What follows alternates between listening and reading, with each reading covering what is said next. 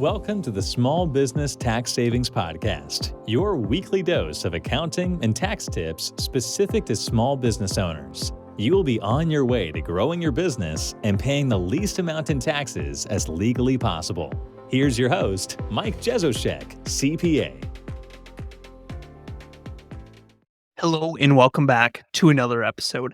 Today's topic is how can I maximize deductions in my business? And today's episode is part of a entire blog and series we did that is part of our ultimate guide to maximizing business deductions. So if you haven't checked that out yet, be sure to do that now. Just go to taxsavingspodcast.com/deductions. Now, last year, we kind of deep dove into this idea of how can I maximize deductions and write-offs in my business. And we talked about this idea of pre-tax dollars versus after-tax dollars and, what you can deduct as a business expense, meaning that's ordinary and necessary. So that's kind of the core concept or core idea when we talk about maximizing deductions. I definitely recommend checking out that episode as well. Again, it was how can I maximize business deductions and write-offs, because it gives you a very clear overview that when we talk about maximizing deductions, we're not talking about going out and buying things that you don't need. We're talking about looking at spending that you're already doing, moving it from after-tax spending into pre-tax spending. So that core concept or idea was illustrated or laid out in that initial episode. But today, what I want to do is I want to kind of just do an overview of various different expenses out there and how they might be deductible for you, what that might look like, to give you some general idea of, okay, here are some of the expenses that we have available to us. Now, in different episodes and throughout our podcast, we deep dive into very specific ones, but the topics we're talking about today just aren't enough to do an entire episode on, so we just want to kind of combine them into one. So let's kick it off. The first type of expense I want to talk about is contract labor or outside services. And this is just payments that you're paying to independent contractors, subcontractors, for services that are being done within your business. Think of this as non-employees. People are doing work for you that are not employees. So this could be freelancers or independent contractors. Mainly, this is an area where people support you in areas that you're not an expert. This could be consultants, business coaches, virtual assistants. Basically, again, contract labor is going to be those that are non-employees to your business. Now, one thing to know about this, if you have an employee or if they get to the phase where they would be categorized as an employee, that's going to be separate. That's going to be recorded under wages and salaries. For contractors, it's separate. Now, with contractors, we want to make sure that you're grabbing a W-9 from them before you pay them. And then, of course, we're sending a 1099 to them at year end. So that's for contract laborers. Again, before you pay any contractor, make sure you're grabbing a W-9 from them. That's going to give you the information that you need to be able to send a 1099 to them at year end. The second piece I want to talk about today is insurance. And basically, these are premiums, we've all known and understand insurance. But these are premiums that you pay to protect the business against losses. These are going to be deductible business expenses. And that could be things like fire or theft, flood, merchant and inventory, whether it's for vehicles that you have, for buildings that you have, maybe it's for cybercrime or errors and omissions or E&O insurance for if you're a professional. These could also be things like health and dental and vision for your employees. So insurance is a very wide window. And again, as long as it meets those needs of what qualifies as a business expense, of course, you can take a deduction for these.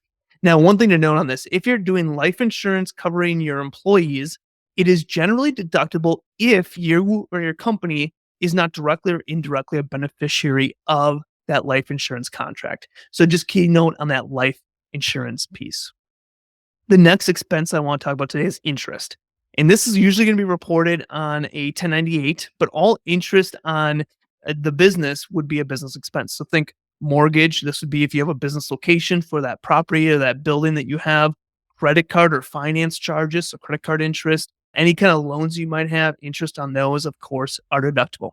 Now, one thing to note here is that the principal payments for a loan that you might have traditionally are not deductible. So when you got a loan, that money that was incoming was not income to you. So when we pay the principal portion off, that is not an expense to our business. However, any interest portion would be an expense. Then you have repairs and maintenance, and these are basically expenses that need to be done to maintain property in an ordinary, efficient way in order to make it operable for your business. Now, it's important to distinguish between repair expenses and improvement expenses, because an improvement oftentimes is going to be depreciated or capitalized. So repair is going to be that thing that kind of gets it back into operation. Improvement is where we're taking something, adjusting it, adding to it, doing something and making it better than what it was before. So things that can be included in repairs and maintenance would be labor, supplies, laundry and cleaning, janitorial type things. Those will all be part of that repair and maintenance. Maybe you have pest control. We typically throw that in here as well. Next item is taxes and license. So these could be licenses that you need to actually do your job or perform your job, or it could just be regular taxes as well. So sometimes you have a license for your job relation, a liquor license or a chauffeur license, or maybe you have a CPA or a legal type of license that you need to maintain. Assuming it's for the business, of course, that would be a business expense. You might have building taxes, regulatory fees, real estate taxes on your business property. Those are all deductible. Sales tax, and this is one that's a little bit interesting. If sales tax is collected from the buyer, the amount must be included in gross receipts. So if you're selling something and you're charging sales tax, that's going to be included in your gross receipts.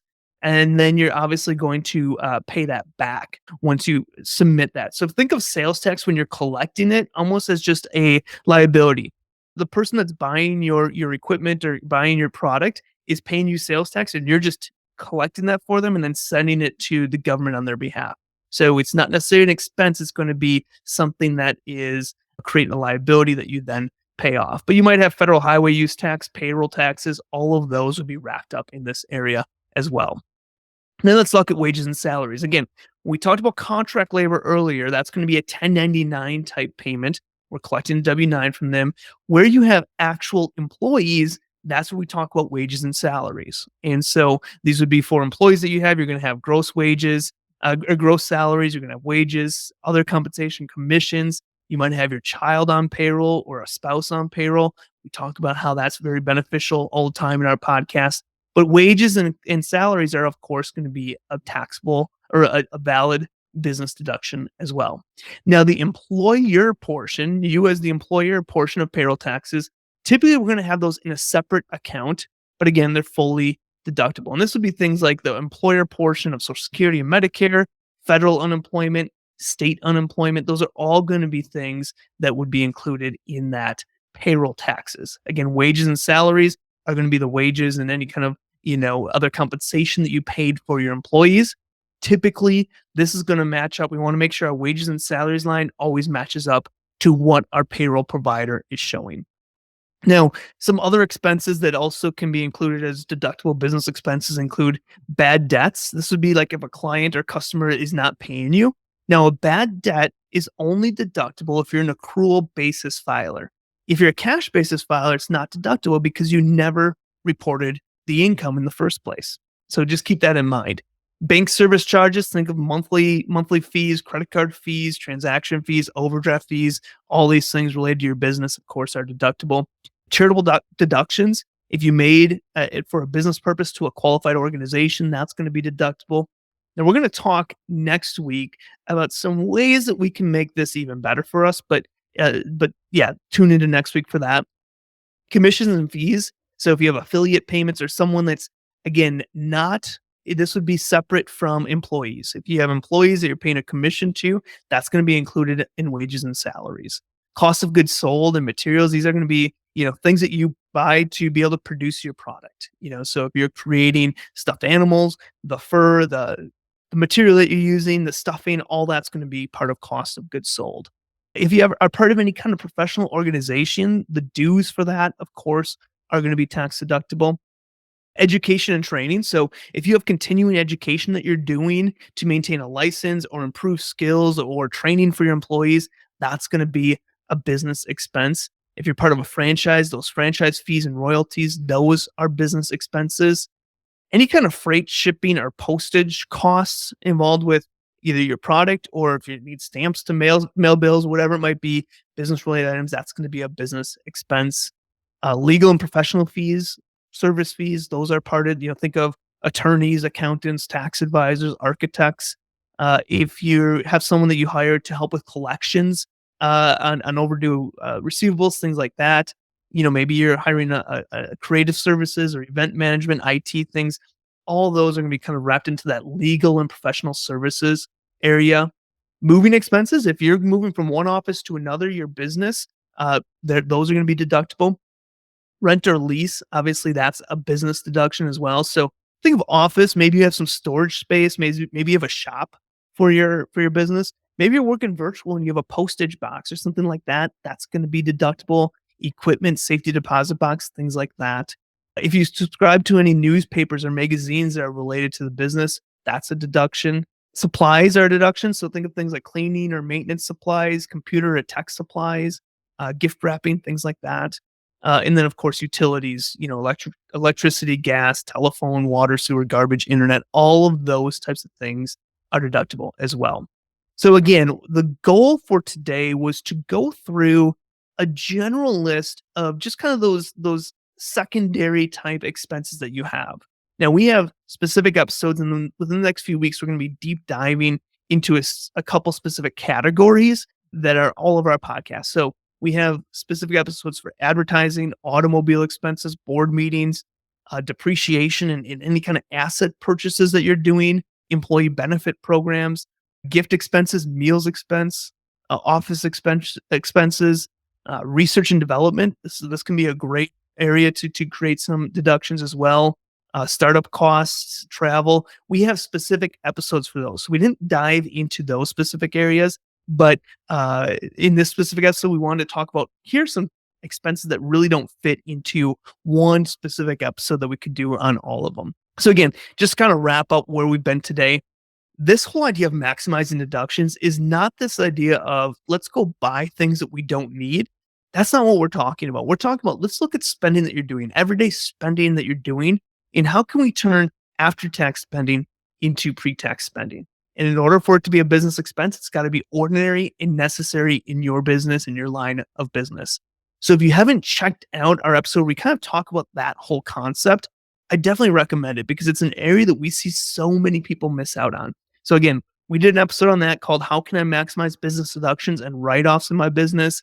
We also have our ultimate guide to maximizing business deductions and write-offs. You can download that, access all of these different articles and things that we did by going to taxsavingspodcast.com/deductions.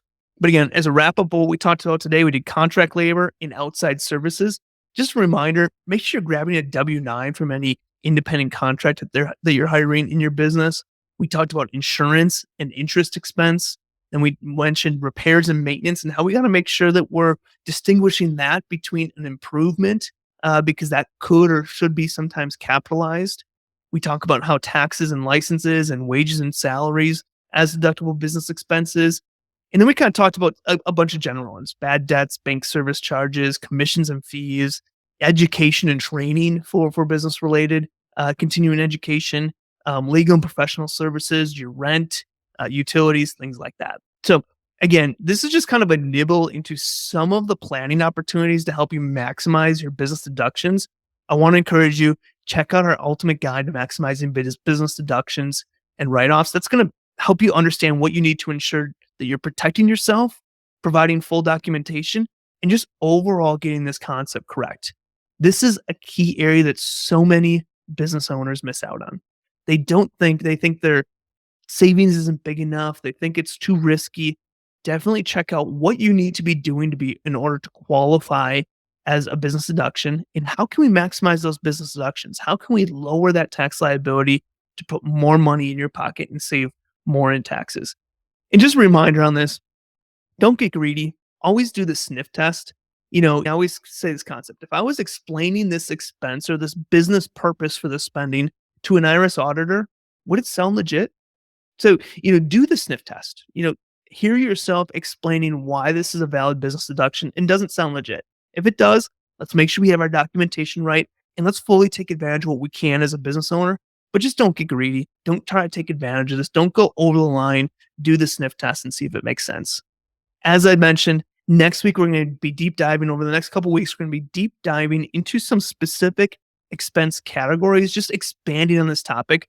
But I want to start out with kind of here's some overall expenses that are available to you. So I look forward to seeing you on this journey as we talk about maximizing deductions. And again, you can download our ultimate guide at taxsavingspodcast.com/deductions.